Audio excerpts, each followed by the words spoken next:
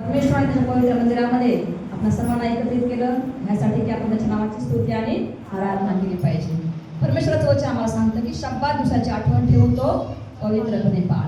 आणि आम्ही धन्य लोक आहोत की ह्या ठिकाणी बसून आज प्रभूची स्तुती आराधना आणि तसं गौरव करत आहोत. हालेलुया. आपण आनंदी आहात का?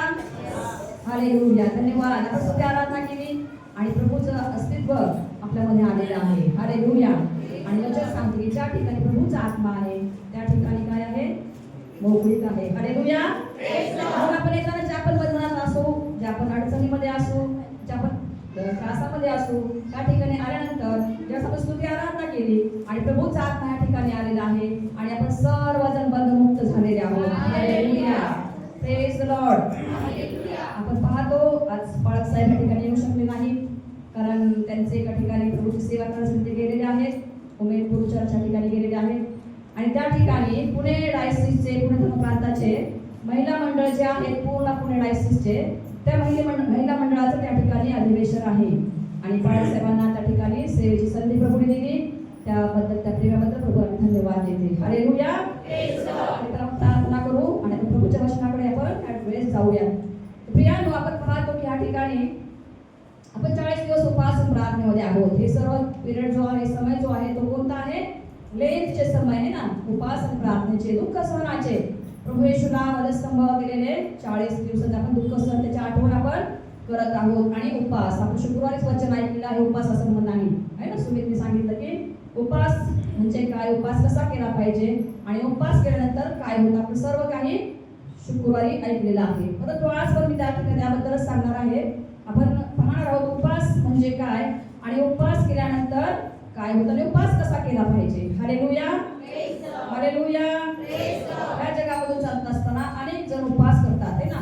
कोणी 40 दिवस उपास धरले असतील, कोणी शक्तीप्रमाणे आपल्या 3 दिवस उपास करत असतील, बुधवार, गुरुवार, शुक्रवार. कोण फक्त बुधवार आणि शुक्रवारच उपास करत आहे ना, पण कोण फक्त एकच दिवस करतं. असू द्या, परंतु उपास धरणं आमच्या जीवनामध्ये गरजेचं आहे कारण उपासामध्ये आम्ही आधी प्रभूच्या पुढे जातो, जवळ जातो. हालेलुया.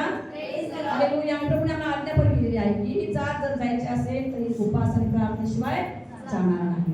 तर आपण आज पाहणार आहोत की उपास म्हणजे काय आणि उपास आम्ही कसा केला पाहिजे. तर सर्वप्रथम उपास म्हणजे आपण पाहणार आहोत की उपास म्हणजे शोक करणे. हालेलुया. हालेलुया. उपास म्हणजे शोक करणे, रडणे, पश्चाताप करणे आमच्या पापाबद्दल. रडणे म्हणजे आमचा दुःख आठवून नाही रडायचं. प्रियानो, आता माझं कसं होईल, आता माझं असं झालेलं आहे, आता माझी परिस्थिती अशी झालेली आहे, अशा रीतीने रडायचं नाही उपास धरून. तर आमच्या पापाबद्दल प्रायश्चित पश्चातापाने केला पाहिजे उपास धरून, नाही का. आणि म्हणूनच योवेल संदेशला फार सुंदर वचन देतो की योवेलचा 2रा अध्याय जर आपण पाहिला तर त्या ठिकाणी तो म्हणतो की आता तरी परमेश्वराचे वचन आहे का, मनपूर्वक माझ्याकडे वळा आहे ना. उपोषण करा. उपोषण म्हणजे उपास करा, उपोषण, आक्रंदन आणि शोक करून परमेश्वराकडे वळा. म्हणजे उपास करणं म्हणजे काय? शोक करणं. पहिली गोष्ट आपण पाहिली, उपास करणं म्हणजे काय? तर शोक करणं. शोक करून आम्हाला परमेश्वराकडे वळायचं आहे. हालेलुया. हालेलुया. त्यानंतर आपण दुसरी गोष्ट पाहिली की उपास, पहिली गोष्ट आपण पाहिली की उपास म्हणजे शोक करणे आणि दुसरी गोष्ट म्हणजे आम्ही शुक्रवारी वचन पाहिलेलं आहे की मत्तई शुभवर्तमान याचा 9वा अध्याय आणि 14 आणि 15 वचनामध्ये प्रभूचं वचन आम्ही ऐकलेलं आहे शुक्रवारी की योहानाचे शिष्य प्रभू येशूकडे आलेले आहेत आणि योहानाचे शिष्य प्रभू येशूकडे म्हणतात की प्रभूजी, गुरुजी, आम्ही आणि योहानाचे शिष्य परोशी आम्ही पुष्कळ उपास करतो, परंतु आपले शिष्य काय करत नाहीत? उपास करत नाही. आणि प्रभू त्यांना खूप सुंदर वचन सांगितलं. आपण जर 15 वचन वाचलं तर पहा काय त्या ठिकाणी. येशू त्यांना म्हणाला, वऱ्हाड्याबरोबर वर आहे, वऱ्हाड्याबरोबर वर आहे, तोपर्यंत शोक करणे शक्य आहे काय? तोपर्यंत ते शोक करणे शक्य आहे काय? तरी असे दिवस येतील की वर त्यांच्यापासून काढून घेतला जाईल, तेव्हा ते उपास करतील. हालेलुया. आपण वचन अगदी मन लावून वाचलं प्रियानो तर ह्या ठिकाणी आपल्याला एक गोष्ट समोर येते.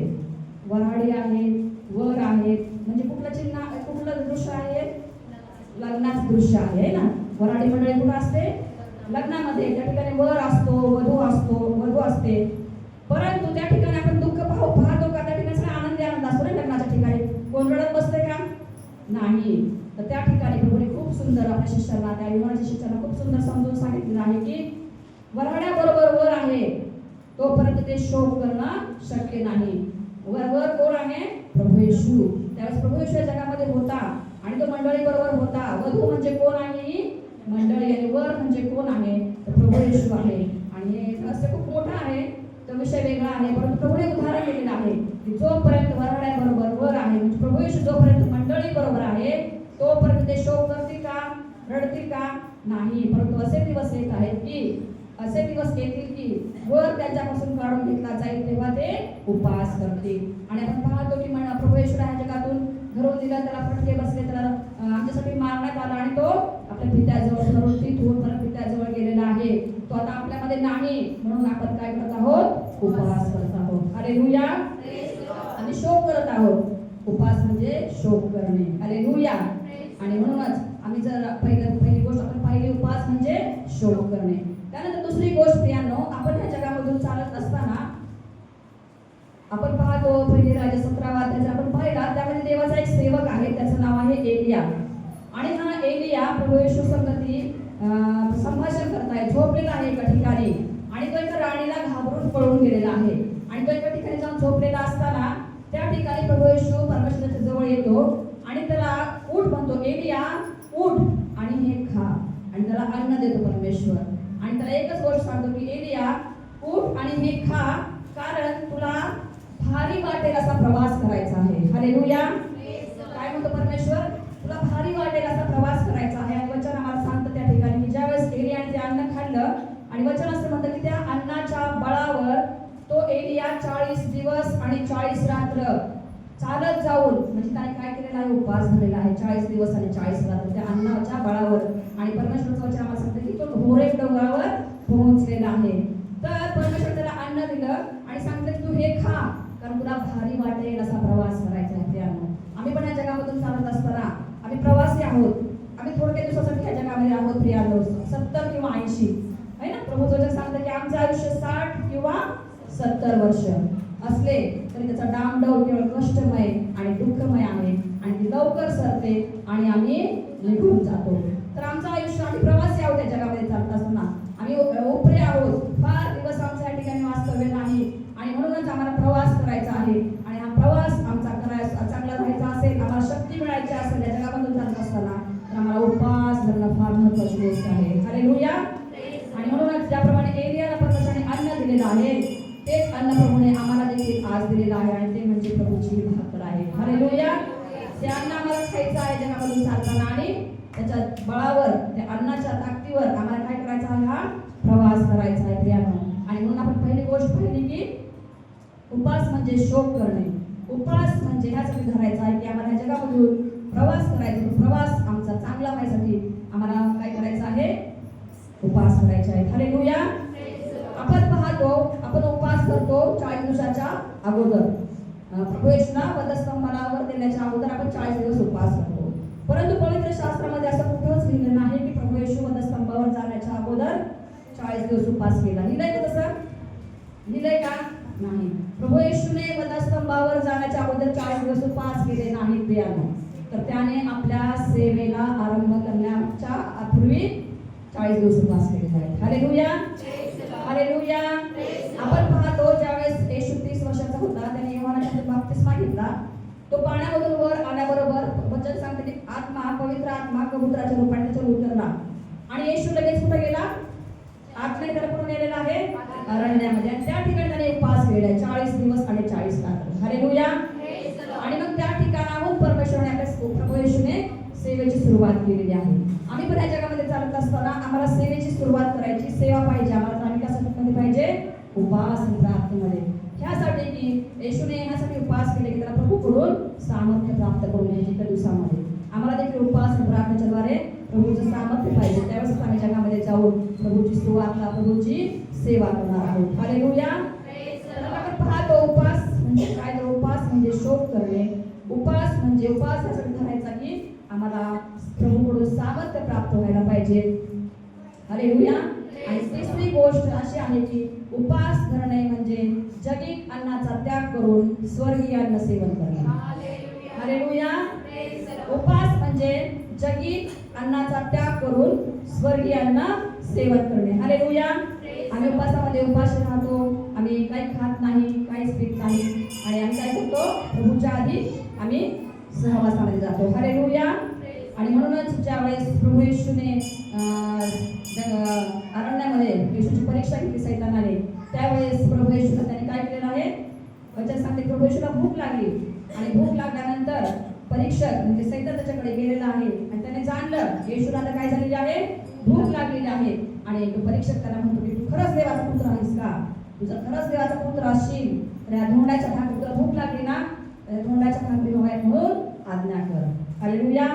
प्रभूने त्याची आज्ञा मांडली का, त्याच्या आज्ञा सैतानाची आज्ञा पाळली का, नाही. प्रभूने त्याला खूप सुंदर वचन दिलेले आहे की मनुष्य केवळ भाकरीने नव्हे तर परमेश्वराच्या मुखातून निघणाऱ्या प्रत्येक वचनाने जगेल. स्वर्गीय अन्न कोणतं आहे प्रियानो, हे प्रभू येशूची भाकर. हालेलुया. प्रभू येशूने सांगितले योहान 6व्या अध्यायामध्ये की मी जीवनाची भाकर आहे आणि जो कोणी माझ्याकडे येतो त्याला कधीही भूक लागणार नाही. हालेलुया. आम्ही उपवास धरून केवळ शांत बसायचं नाही, आम्ही उपवास धरून केवळ इकडे तिकडे आमचं काम धंदे करत राहायचं नाही प्रियांनो, तर आम्ही उपवास धरून प्रभू येशूची भाकर खाल्ली पाहिजे. हालेलुया. हालेलुया. तर आज आपण पाहिलं की उपवास म्हणजे काय. उपवास म्हणजे आपण पहिलं शोक करणे, उपवास म्हणजे पहिला आपण की आम्हाला सामर्थ्य पाहिजे सेवा करण्यासाठी म्हणून आम्ही उपवास केला पाहिजे. त्यानंतर आपण तिसरी गोष्ट पाहिली की आम्ही जगी भाकर न खाता आम्ही प्रभूने दिलेली स्वर्गीय भाकरीचं आम्ही सेवन केलं पाहिजे. हालेलुया. हालेलुया. त्यानंतर आपण पाहू की उपवास करायचा कसा. उपवास केल्यानंतर काय करायचं आम्ही. आपण एक वचन पाहूया, मार्क शुभवर्तमान याचा 8वा अध्याय वचन 1 आणि 2. मार्क शुभवर्तमान याचा 8वा अध्याय वचन 1 आणि 2. त्या दिवसात पुन्हा एकदा लोकांचा मोठा समुदाय जमला होता. लोकांचा मोठा समुदाय जमला होता व त्यांच्याजवळ खाण्यास काही नव्हते. म्हणून त्याने आपल्या शिष्यांना बोलावून त्यांना म्हटले, मला ह्या लोकांचा कळवळा येतो, कारण आज 3 दिवस ते माझ्या बरोबर आहेत. व त्यांच्याजवळ खाण्यास काही नाही. हालेलुया. आपण ह्या ठिकाणी पाहतो प्रभू येशू ज्यावेळेस 4000 लोकांना भोजन दिलं त्यावेळेस प्रभू येशूच्या संगती 3 दिवसापासून लोक होते आणि ते लोक इतके प्रभूचं वचन ऐकण्यामध्ये तल्लीन झाले होते, एवढे मग्न झाले होते की त्यांना जेवण आहे का नाही, आपल्याला भूक लागलेली आहे का नाही हे सुद्धा त्यांना कळत नव्हतं. परंतु प्रभूने त्यांची भूक जाणलेली आहे. हालेलुया. हालेलुया. प्रियानो, उपवास तो नाही की आम्हाला कळालं पाहिजे की आम्हाला भूक लागलेली आहे तर आपण उपवास म्हणत नाही की आता मला भूक लागली तर उपवास म्हणत नाही. उपवास त्याला म्हणतात की आमची भूक प्रभूला कळाली पाहिजे. हालेलुया. हालेलुया. अनेक लोक उपवास करतात, सकाळपासून उपाशी राहतात, काम धंदा करतात, हा माझा उपवास आहे, आता मला भूक लागली, संध्याकाळ झाली, मला आता उपवास सोडला पाहिजे. आमची भूक आम्हालाच कळायला नाही पाहिजे प्रियांनो, आमची भूक येशूने जाणली पाहिजे. आणि येशू कधी आमची भूक जाणतो माहिती का, ज्यावेळेस आम्ही त्याच्या समक्ष बसतो, त्याच्या समोर बसतो, त्याच्या जवळ बसतो, त्यावेळेस प्रभू आमची भूक जाणतो, है ना. आम्ही उपवास करतो, आम्ही कामावर जातो, आम्ही उपवास करतो, शेतामध्ये जातो, आम्ही उपवास करतो, शाळेला जातो, प्रभू आमची भूक समजेल का हो, नाही. ज्यावेळेस आम्ही उपवास करून प्रभूच्या चरणाजवळ बसतो, त्याचं वचन ऐकतो, त्याच्या संगती राहतो, त्यावेळेस प्रभूला आमची भूक कळते. हालेलुया. हालेलुया. हे लोक 3 दिवसापासून प्रभू येशू जवळ होते बरं का. जे 4000 लोकांना भोजन दिलं, 5000 लोकांना दिलं ना, हे लोक प्रभू येशूचं वचन ऐकत राहायचे. ते प्रभूला म्हणले पण नाही, प्रभू आम्हाला भूक लागली, आम्ही 3 दिवस काही सुद्धा खाल्लेलं नाही, परंतु प्रभूने त्यांची भूक जाणलेली आहे. हालेलुया. आमची भूक, आमचा उपवास प्रभूला तेव्हाच कळतो जेव्हा आम्ही त्याच्या संगती बसतो, त्याच्या जवळ बसतो. हालेलुया. हालेलुया. अनेक लोक 40 दिवस उपवास धरतात आणि म्हणतात मी उपासात आहे, माझा उपवास आहे, परंतु प्रभू जवळ नाही बसले तर काही पण फायदा नाही. दुसरं वचन काय म्हणतं पहा, मला ह्या लोकांचा कळवळा येतो. येशू म्हणतो मला या लोकांचा कळवळा येतो कारण आज 3 दिवस ते माझ्या बरोबर आहेत. व त्यांच्याजवळ खाण्यास काही नाही. हालेलुया. येशू म्हणतो मला लोकांचा कळवळा येतो ना, हे लोकांचा मला कळवळा येतो. सगळ्याच लोकांचा कळवळा येत नाही बरं का प्रियानो, लोकांना, देवाला लोकांचा. तर काय होतं, जे लोक त्याच्या चरणाजवळ बसतात त्याचं वचन ऐकतात, त्याच्या स्तुती आराधनेमध्ये रममान होतात, प्रभूकडे आपलं चित्त लावतात, त्यांचाच काय होतो? प्रभूला कळवळा येतो. म्हणून प्रभू म्हणतो की ह्या लोकांचा मला काय येतो? कळवळा येतो. Hallelujah, hallelujah. ज्यावेळेस आपण पाहतो मोशेबद्दल, जर मोशे निर्गमनाचा आपण पाहिला 34वा अध्याय पाहिला, 28वा वचन जर पाहिलं, मोशे देखील 40 दिवस आणि 40 रात्र प्रभू येशू बरोबर त्या डोंगरावर होता. प्रियांना आपण वचन वाचूया. निर्गमनाचा 34वा अध्याय 28 वचन काय सांगतं पहा. मोशे तेथे परमेश्वराबरोबर मोशे तेथे परमेश्वराबरोबर 40 दिवस 40 दिवस व 40 रात्र होता. 40 रात्र होता. त्याने भाकर खाल्ली नाही, त्याने भाकर खाल्ली नाही, तो पाणीही प्याला नाही, तो पाणी देखील प्याला नाही.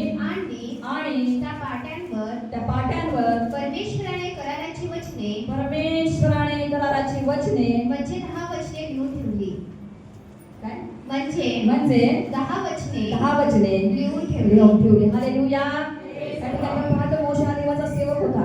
जेव्हा इस्रायल लोकांना इस्रायल देशामधून बाहेर काढलं, गुलामगिरीमधून बाहेर काढलं आणि प्रभूने त्याला सांगितलं की चल तू माझ्याकडे ये, मी तुला आज काय देतो? माझी वचने तुला ऐकवतो.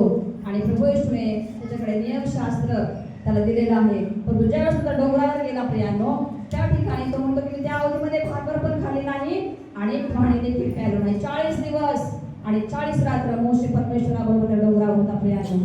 त्या ठिकाणी तो जेवण घेऊन गेला होता का? कोण त्याला नेऊन देत होतं खालून? नाही, तो परमेश्वराच्या सानिध्य होता. हालेलुया. तो परमेश्वराच्या बरोबर होता म्हणून त्याला भूक पण लागली नाही आणि तहान पण लागली नाही आणि तो अशक्त देखील झाला नाही. Hallelujah, hallelujah. वचन सांगतं की ज्या वेळेस तो डोंगरावरून खाली येत होता ना, त्यावेळेस त्याच्या मुखामधून ना तेजाचे किरण निघत होते. असं त्याच्या चेहरा काय होता? तेजस्वी झाला होता. का? परमेश्वराच्या सानिध्यामध्ये राहिला. Hallelujah, hallelujah. ज्यावेळेस प्रभूच्या सानिध्यामध्ये राहतो, ज्यावेळेस प्रभूची सेवा करतो, प्रभूच्या संगतीत राहतो, आणि त्यावेळेस प्रभू आमचा चेहरा काय करतो? टवटवीत आणि आमचं मुख तेजस्वी करतो. त्याच्या चेहऱ्यामधून अशी किरण निघत होती की इस्रायल लोकांना ते पाहावे ना. आणि इस्रायल लोक म्हणले की तू आपल्या मुखावर काय कर? आच्छादन घे. Hallelujah, hallelujah. अशा रीतीने मोशे देखील परमेश्वराच्या सानिध्यामध्ये उपास धरून 40 दिवस आणि 40 रात्र काय केलेलं आहे? राहिलेलं आहे. हालेलुया. आपण मोशेबद्दल पाहिलं आणि त्या मोशेच्या द्वारे परमेश्वराने 40 दिवसामध्ये त्याला ज्या आज्ञा दिल्या तेच नियमशास्त्र मोशेच्या द्वारे इस्रायल लोकांना देण्यामध्ये आलेलं आहे. आणि त्या मोशेच्या द्वारे दिलेल्या नियमशास्त्रामुळे इस्रायल लोकांना पापाची जाणीव झालेली आहे. Hallelujah, hallelujah. आणि त्यानंतर आपण पाहतो अजून एक सेवक आहे परमेश्वराचा. आत्ताच आपण पाहिलं की एलियाला पण परमेश्वराने काय केलेलं आहे? 40 दिवस आणि 40 रात्र जे अन्न दिलं होतं, जे अन्न दिलं त्याच्या बळावर 40 दिवस आणि 40 रात्र तो काय केलेला आहे? चालत गेलेला आहे. Hallelujah, hallelujah. हाच एलिया काय म्हणतो पहा. पहिले राजे आता 17वा अध्याय वचन पहिलं काय सांगतं पहा. पहिले राजे 17वा अध्याय वचन 1 काय म्हणतं? एलिया तिशबी हा गिलाद येथे उपरा म्हणून राहणाऱ्यांपैकी एक होता. हा गिलाद येथे उपरी म्हणून राहणाऱ्यांपैकी एक होता. तो अहाबास म्हणाला, इस्रायलाचा देव परमेश्वर, इस्रायलाचा देव परमेश्वर ज्याच्या हुजुरास मी असतो, ज्याच्या हुजुरास मी असतो. बस या ठिकाणी एक एलिया देवाचा सेवक आहे आणि तो एलिया तिशबी त्याचं नाव आहे आणि तो आपली ओळख सांगत आहे की इस्रायलाचा अहाब राजा म्हणून आहे. त्यावेळेस अहाब नावाचा एक राजा होता. त्या राजाला तो आपली ओळख काय सांगत आहे की ज्या इस्रायलाच्या देवाच्या हुजुरास म्हणजे सानिध्यात है ना. हिंदीमध्ये खूप सुंदर सांगितलं की जिसके सम्मुख में उपस्थित रहता हूं. हालेलुया. ज्याच्या समोर मी सतत उभा असतो. हे एलियाने आपली ओळख सांगितली अहाबाला. हा राजा होता, परमेश्वराला ओळखणारा होता आणि परमेश्वराला तो सांगत आहे की इस्रायलाचा देव परमेश्वर ज्याच्या हुजुरास मी असतो, ज्याच्या समोर मी असतो. एलियाने आपली ओळख अशी सांगितली नाही मी एक संदेष्ट आहे, मी एक सेवक आहे, मी चिन्ह चमत्कार करतो, मी असं करतो, मी खूप माझी मोठी मान म्हणण्यात असं नाही सांगितलं. तो काय म्हणतो? इस्रायलाचा देव परमेश्वर ज्याच्या हुजुरास. ते सगळं त्याच्याकडे होते एलियाकडे. तो सेवक पण होता. तो जे म्हणत त्याप्रमाणे घडून यायचं बरं का. त्याने आकाशाला आज्ञा केली पाऊस पडू नये, पाऊस पडला नाही. पुन्हा पाऊस पड म्हणला, पाऊस पडला. एलियामध्ये ते गुण होते पण त्याने आपल्या मुखाने सांगितलं का? नाही. त्याने आपली ओळख एवढीच दिली राजाला की ज्या परमेश्वराच्या हुजुरास मी असतो. Hallelujah, hallelujah. प्रत्येक व्यक्ती जो देवाची सेवा करतो ना, देव त्यांनाच ओळखतो की जो त्याच्या सानिध्यामध्ये राहतो. हालेलुया, त्याच्या चरणाजवळ बसतो. म्हणूनच दावीद राजा म्हणतो की मी परमेश्वराजवळ एक वरदान मागितले, त्याच्या प्राप्तीसाठी मी झटेन, ते हे की आयुष्यभर परमेश्वराच्या मंदिरी माझी वस्ती व्हावी. हालेलुया. राजा होता मोठा, पण त्याने एक वरदान मागितलं परमेश्वराकडे की आयुष्यभर परमेश्वराच्या मंदिरामध्ये माझी वस्ती व्हावी. हालेलुया. हेच वरदान आम्ही पण परमेश्वराला मागितलं नाही. प्रभू, माझी उपस्थिती तुझ्या मंदिरामध्ये असू दे. ज्यास मी उपास धरेल त्या प्रभू तुझ्या मंदिराकडे जाण्यासाठी तू माझं सहाय्य कर. उपास धरून उपाशी राहू नका प्रियांनो. उपास धरून घरामध्ये बसू नका. उपास धरून आपले कामकाज करत राहू नका. तर प्रियांनो, प्रभूच्या चरणाकडे या. हालेलुया. घरात जरी असं तरी गोठ्यावर बसा. प्रभू येशू, तू माझ्याकडे बघ. Hallelujah, hallelujah. ज्यावेळेस प्रभूकडे येतो, प्रभूच्या चरणाकडे बसतो ना, परमेश्वर आम्हाला आशीर्वादित करतो. वचन सांगतं, शेवटला काळी अनेक लोक येऊन म्हणतील, प्रभू आम्ही तुझ्या नावाने संदेश दिला, आम्ही तुझ्या नावाने रोग बरे केले, आम्ही तुझ्या नावाने चमत्कार केले. पण प्रभू त्यांना काय उत्तर देणार आहे माहिती का? अहो अनाचार करणाऱ्यांनो, माझ्याकडून निघून जा, कारण मी तुम्हाला कधीच ओळखत नव्हतो. हालेलुया. प्रभू कोणाला ओळखतो? प्रभू कोणाला ओळखतो? जो त्याच्या सानिध्यात बसतो, जो त्याच्या सम्मुख बसतो, जो त्याच्या समोर बसतो, त्यालाच प्रभू ओळखतो. हालेलुया. आता समजा एक शाळा आहे आणि त्या शाळेमध्ये 60 विद्यार्थी आहेत. हालेलुया. आणि त्या शाळेमध्ये 60 लेकरं आहेत एका वर्गामध्ये आणि 60 विद्यार्थी आहेत, परंतु वर्गामध्ये रोजची हजेरी फक्त 55च विद्यार्थ्यांची लागत आहे. 5 लेकरं शाळेला येतच नाही, दांडी मारत नाही. नाव शाळेमध्ये आहे, रजिस्टरमध्ये पण नाव आहे, परंतु शाळेला येत नाही. आणि शिक्षक रोज हजेरी घेत आहे, मास्तर रोज हजेरी घेत आहे, परंतु किती जण आहेत? 55च आहेत. 5 येतच नाहीत. आणि मग 6 महिन्याने 5 महिन्याने त्यातला एखादा मुलगा येऊन शाळेमध्ये बसला. शाळेत बसला, मास्तर त्याला ओळखल का? नाही ओळखणार आहे ना. मास्तर त्याला ओळखल का? नाही ओळखणार. तसंच आहे प्रियानो, आम्ही जर सेवा करतो, आम्ही जर सेवा करत आहे, तर आम्ही प्रभूच्या सानिध्यात बसलं पाहिजे, तरच प्रभू आम्हाला ओळखणार. हालेलुया. चरणाजवळ आम्ही काय केलं पाहिजे? बसलं पाहिजे. Hallelujah, hallelujah. आणि जेव्हा प्रभूच्या चरणाकडे बसतो ना, तेव्हा प्रभू आम्हाला काय करतो? भरून काढतो. हालेलुया. त्याच्या वचनाच्या द्वारे, त्याच्या कृपादानाने, त्याच्या वचनाने तो आम्हाला काय करतो? भरून काढतो. कारण आम्ही जेव्हा परमेश्वराच्या मंदिरामध्ये त्याच्या चरणाकडे येतो, तेव्हा प्रभूचे सेवक आपल्यासाठी प्रार्थना करतात. प्रभूचे सेवक आम्हाला त्याच्या वचनाचा मान देतात. हालेलुया. ज्यावेळेस प्रभूने 5000 लोकांना जेवू घातलं, त्यावेळेस येशूने आपल्या हातामध्ये भाकर घेतली, पित्याचे आभार मानले आणि ते कोणाकडे दिली? शिष्यांकडे दिली, नाही का? हालेलुया. आणि म्हणून प्रभूने शिष्यांकडे दिले, तर शिष्य काय केले? सर्वांना वाढले. तसंच ह्या ठिकाणी पण आहे. आपण ज्यावेळेस ह्या ठिकाणी येतो ना, प्रभू येशू पाहतो आम्हाला आणि प्रभू येशू त्याचा आशीर्वाद जो आहे ना, आपल्या सेवकांकडे देतो. हालेलुया. आणि मग सेवक काय तुमच्यामध्ये तशी वाढणी करतात, प्रभूच्या वचनाची त्यांनी वाढणी करतात, प्रभूचं वचन तुम्हाला सांगतात. मग ते घ्यायचं का नाही घ्यायचं, ते कोणाचं काम आहे? तुमचं काम आहे. Hallelujah, hallelujah. मंडळीचं काम आहे ते. आणि म्हणून सेवकाचं काम आहे ते द्यायचं फक्त. तुमचं काम आहे काय करायचं? ते खायचं का नाही खायचं, भाकर खायची का नाही खायची. ज्याप्रमाणे 5000 लोक जेवण तृप्त झाले, त्याप्रमाणे प्रभूचे सेवक देखील आपल्या वचनातून, त्याच्या पवित्र वचनातून काय करतात? मला मार्गदर्शन करतात. ह्यासाठी सेवकांचं काम आहे. Hallelujah, hallelujah. सेवकांची कमी नाही प्रियांनो, सेवक अनेक आहेत, परंतु शेवटला काळी आपण वचन पाहतो आमोसेचा 8व्या अध्यायामध्ये की शेवटला काळी कशाचा दुष्काळ पडणार आहे? वचने ऐकण्यासंबंधीचा. शेवटला काळी अन्नाचा नाही, पाण्याचा नाही, तर प्रभूची वचने काय आहे? ऐकण्याचा दुष्काळ पडणार आहे. Hallelujah, hallelujah. आपण पाहिलं की आज काय आहे? उपास म्हणजे काय आणि उपास कसा केला पाहिजे? प्रभूच्या सानिध्यामध्ये आहे ना राहून त्याचं वचन ऐकणं आणि प्रभूच्या सानिध्यामध्ये बसणं, हाच खरा उपास आम्ही आज पाहिलेला आहे. एलिया आपण आपली ओळख करून देतो की ज्या परमेश्वराच्या हुजुरास मी असतो आणि त्याच्या जीविताची शपथ म्हणून तो सांगत आहे, आपली ओळख करून देत आहे. तर प्रियानो, उपास म्हणजे भाकर न खाणे हा उपास नाही, पाणी न पिणे हा उपास नाही, तर प्रभू बरोबर काही न खाता पिता बसणे हाच उपास आहे. Hallelujah, hallelujah. आपण पाहतो या ठिकाणी आपण उपास कसा केला पाहिजे हे पण पाहिलेलं आहे. आणि उपास कशासाठी केला पाहिजे तर आपण पाहूया.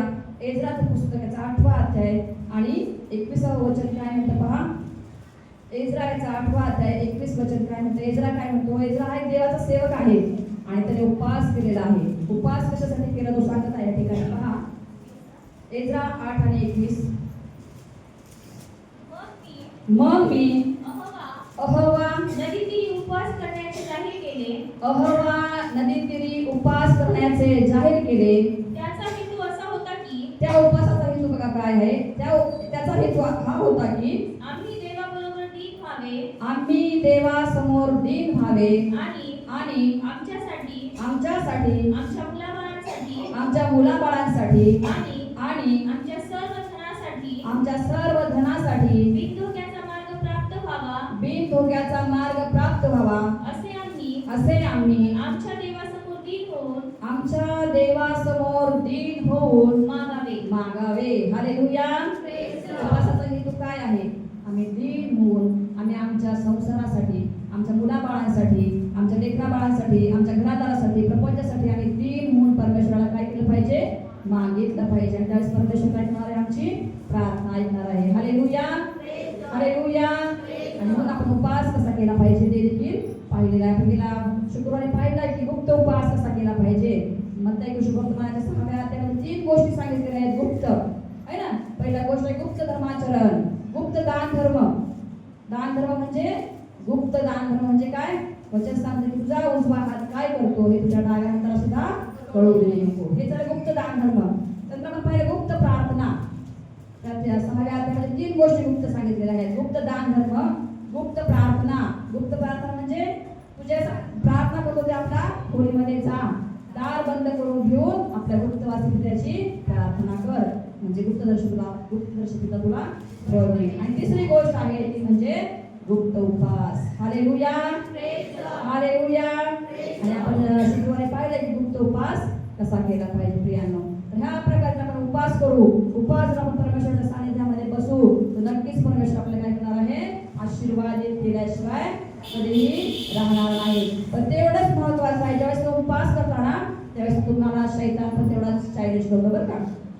शैतान पण जोर धरून तुमच्यावर हल्ला करणार है ना. आपण अनेक जण सांगतात उपवास धरले बघा 40 दिवस असं किरकिरी चालू झाली. उपवास धरले बघा असं चालू झालं.